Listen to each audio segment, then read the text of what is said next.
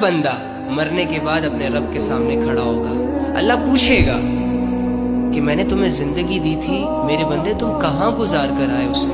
میں نے تمہیں جوانی دی تھی, کیا کرتے رہے جوانی میں؟ میں نے تمہاری طرف سمجھانے والوں کو بھیجا تھا کہ وہ تمہیں سمجھائیں, وہ تمہیں بتائیں کہ دنیا دھوکہ ہے, زندگی ختم ہونے والی چیز ہے. تم اس دنیا میں کھیل کود کے لیے نہیں پیدا کیے گئے ہو. تو آنے والے حالات کے لیے آپ کیا تیاری کر رہے ہیں؟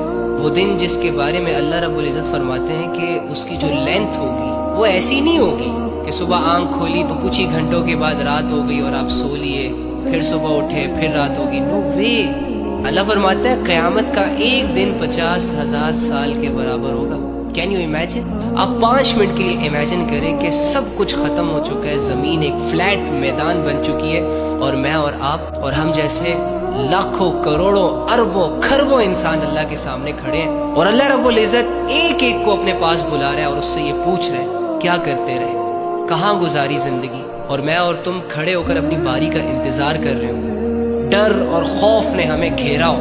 جب ہماری آنکھوں کے سامنے وہ منظر آئیں گے کہ اللہ رب العزت بہت سارے لوگوں کے حق میں ان کے اعمال کی وجہ سے جہنم کے فیصلے کر رہے ہیں, اور فرشتے ان لوگوں کو گھسیٹ گھسیٹ کر جہنم میں پھینک رہے ہو, اور میں اور تم چپ چاپ کر کے یہ دیکھ رہے ہو, ابھی ہمارا نمبر نہ آیا ہو. تو کیا میرے اور تمہارے اعمال اس لائق ہیں کہ جب اللہ رب العزت مجھے اپنے سامنے کھڑا کرے گا اور مجھ سے یہ پوچھے گا کہ میرے بندے تم کیا کرتے رہے, تو کیا میں اپنے اعمال اللہ کے سامنے رکھ سکتا ہوں؟ جس طریقے سے میں اور تم اپنی زندگی گزار رہے ہیں, جو اعمال ہم کر رہے ہیں, کیا یہ اعمال ہم اللہ رب العزت کے سامنے رکھ سکتے ہیں؟ ہماری تو راتیں گھنونی, ہمارے تو دن دھوکے بازیوں میں گزرتے ہیں, زبان سے نکلنے والے الفاظ جھوٹے, دل میں پیدا ہونے والے خیالات گندے. اپنے ہی ہاتھوں سے ہم نے اپنی زندگیوں کو اندھیروں, گمراہیوں اور بے حیائیوں کے حوالے کر دیا. یار کیا ہم مریں گے نہیں؟ کیا ہم سب نے آب کوثر پیا ہوا ہے؟